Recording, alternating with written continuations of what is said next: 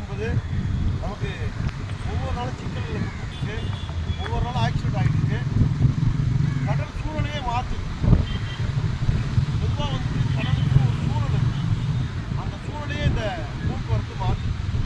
ஆனால் இதில் இருக்கக்கூடிய இந்த புகை மண்டலம் என்பது நம்முடைய கடலுக்கும் ஒரு ஆபத்தை உருவாக்கக்கூடியது.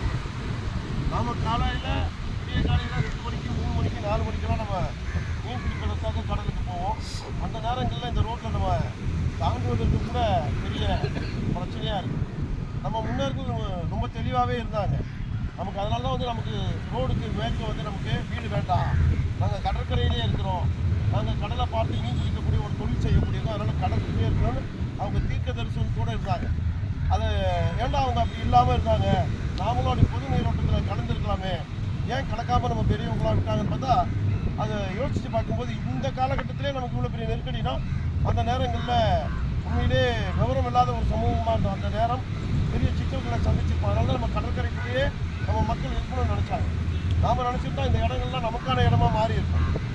நம்முடைய பெரியவங்க நினச்சிருந்தாங்கன்னா அந்த இடம் வணிக வளாகம் வர இடம், இந்த பின்னாடி இருக்கக்கூடிய இடம், சாந்தமாய் ரோட்டில் இருக்கக்கூடிய இடம் எல்லாமே ஒரு காலியான இடம். இந்த இடமெல்லாம் நம்மளுடைய இடமா மாறி இருக்கும். ஆனால் நம்முடைய மக்கள் எதுக்கும் ஆசைப்படாமல், யாருடைய எதுக்கும் ஆட்படாமல், நாம கடற்கரையில் நாம மீன் பிடித்து நம்முடைய வாழ்க்கையை வாழ்வோம் அப்படின்னு சொந்த காலில் நிற்கக்கூடிய ஒரு சமூகமாக நாம் இருந்ததுனால கடற்கரை ஓரத்திலே இருக்கோம். ஆனால் இந்த கடற்கரை ஓரத்தின் மீது இன்றைக்கி பெரிய நெருக்கடிகளை பல்வேறு நாடுகளும் சரி, இந்தியாவும் சரி, நம்முடைய தமிழகத்தில் இருக்கக்கூடிய முதலாளிகளும் சரி, எல்லாருமே இதில் கவனத்தை செலுத்துறாங்க. முடிந்தவரையிலும் அவங்களுக்கு நம்முடைய கடலை விட்டோம், கடற்கரையை விட்டோம், நம்மளை எப்படியாவது அப்புறப்படுத்தணும் அப்படின்னு அவங்க நினைக்கிறாங்க. அந்த நினைப்பை நாம் உடைக்கணுங்கிறதுக்காக தான் நம்ம தொடர்ந்து போராடிட்டு இருக்கோம். இது இந்த 2-3 ஆண்டுகள் மட்டும்தான் இந்த பிரச்சனைன்னு இல்லை. இது தொடர்ந்து 2000 ஆரம்பிச்சாச்சு. நம்முடைய கடற்கரையை விட்டு நம்மளை தடுத்துவதற்காக பெரிய முயற்சிகள்லாம் நடத்துனாங்க. அதையெல்லாம் நம்ம தடுத்து இன்றைக்கும் முன்னுக்கு இருக்கோம். இப்போது முன்னை விட வீரியமாக ரொம்ப ஃபோர்ஸாக அவங்க வராங்க.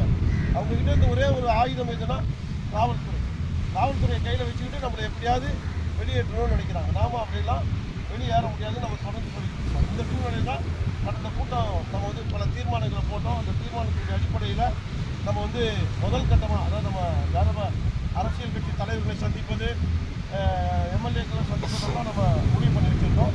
அது ஒரு பொது விஷயத்துக்காக பண்ணலாம். இந்த ரூட் ரோடுக்காக மட்டும் இப்போ உடனடியாக நம்ம செய்ய வேண்டிய வேலை அப்படின்னு முடிவு பண்ணி 3 கவுன்சிலர்களை, அதாவது நம்முடைய மாமன்ற உறுப்பினர்களை நம்ம சந்திச்சு இருக்கிறோம்.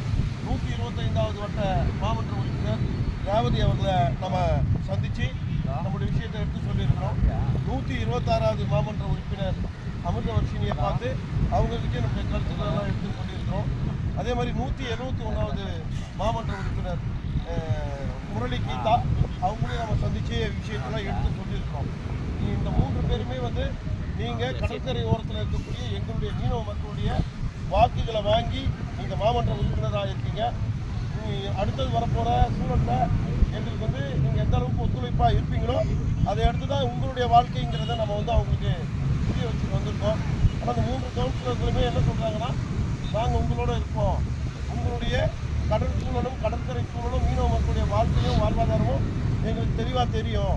நாங்கள் பல நேரங்களில் உங்களுடைய விஷயங்களை எல்லாம் நாங்கள் மாமன்றத்தில் எடுத்து வச்சுருக்கிறோம், உங்களுக்காக நாங்கள் நிறைய விஷயங்களில் பேசியிருக்கோம்னு சொல்கிறாங்க. ஒரு சிலர் படிச்சுன்னு காமிச்சாங்க. ஆனாலும் கூட நமக்கு அது போதுமானதாக இல்லை. இந்த சூழலில் அவங்கக்கிட்ட நாம் என்ன சொல்லியிருக்கிறோம், சென்னை மாநகராட்சியினுடைய ஆணையரையும் காவல்துறை ஆணையரையும் நாங்கள் சந்திக்கிறோம், எங்களுடைய பிரச்சனைகளை எடுத்து அவங்ககிட்ட சொல்லணும் அப்படிங்கிற மாதிரியான இது சொல்லியிருக்கோம். நீங்களும் எங்களுடைய பிரச்சனையை மாமன்றத்தில் பேசுங்க அப்படிங்கிற கோரிக்கை அவங்ககிட்ட எடுத்து வச்சுருக்கோம். அவங்களும் நான் கண்டிப்பாக மாமன்றத்தில் பேசுவேன். அதே நேரத்தில் நாங்கள் 3 மாமன்ற உறுப்பினர்களும் கலந்து பேசி ஒரு நாள் சென்னை மாநகராட்சியுடைய ஆணையரையும் சென்னை காவல்துறை ஆணையரையும் நாங்கள் உங்களை சந்திக்க வைக்கிறதுக்கு ஏற்பாடு பண்ணியிருக்கோம் அப்படின்ற அளவுக்கு சொல்லியிருக்காங்க. நம்முடைய விஷயம் ஒரே ஒரு விஷயம்தான். இந்த மாமன்ற உறுப்பினர்கள், எம்எல்ஏ, மந்திரி இவங்க எல்லாருமே எப்போவுமே நமக்கு ஆதரவாளர்களாக இருப்பாங்களான்னா கண்டிப்பாக ரொம்ப கஷ்டம். அவங்க அரசியல் சூழலுக்கு ஏற்ப அவங்களுடைய வாழ்க்கையை அவங்க மாற்றி இருப்பாங்க. அதனால் நாம் வந்து நம்முடைய வாழ்க்கையை, நம்முடைய வாழ்வாதாரத்தை, நம்முடைய மீன்பிடி உரிமையை, நம்முடைய கலாச்சாரத்தை, நம்முடைய இந்த ரோடுடைய பாதுகாப்பை இதையெல்லாம் நாம் தான் தக்க வைக்கணும். இது வெறும் சாதாரண விஷயம் இல்லை. அரசு இந்த விஷயத்தில் மிக தீவிரமாக கவனிச்சுக்கிட்டு இருக்குது. நாம் நடத்தக்கூடிய இந்த கூட்டங்களை ஒவ்வொரு வாரமும் நாம் நடத்தக்கூடிய இந்த கூட்டத்தை அரசு மிக கவனமாக தீவிரமாக கவனத்தில் எடுத்து வச்சுருக்கு. அவங்க நம்மளுடைய விஷயங்களை ரொம்ப தீவிரமாக பார்க்குறாங்க. இந்த செய்தி நாம் நினைப்போம் நம்ம வந்து பேசுறது யாருக்கும் போகாது, யாருக்கும் தெரியாது, நம்ம கடற்கரையோடு முடிச்சுட்டு போயிடும் அப்படின்னு நினைக்கலாம். அப்படிலாம் இல்லை. அரசுக்கு மிக தெளிவாக தெரியும். ஏற்கனவே 2003 இந்த மாதிரியான சூழல் ஒன்று உருவாகும் போது இதே மாதிரி வாரம் ஒவ்வொரு மீனவ கிராமத்துலேயும் நம்ம கூட்டம் போட்டு தான் இந்த இடத்த பாதுகாத்துருக்கிறோம். அதை அவங்க கொண்டு வந்த அந்த திட்டத்தை தடுத்துருக்கிறோம். நம்ம பாதுகாப்பாக இன்றைக்கி இருக்கிறோம். இப்போ இந்த பாதுகாப்பு சூழலை உடைப்பதற்கு ரொம்ப தீவிரமான வேலைகளில் இருக்காங்க. அதனால் நாம் எவ்வளோ தீவிரமாக ஒன்றிணைகிறோமோ, நாம் வந்து இங்கே இருக்கக்கூடிய முக்கியமான 50 பேர் இருக்கோம்.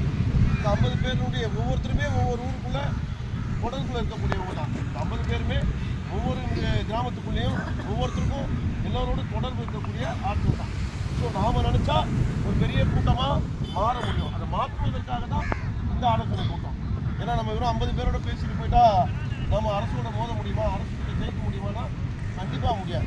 ஏன்னா அது நம்மளுடைய சக்தி வாய்ந்தது, நம்மளுடைய பலம் வாய்ந்தது.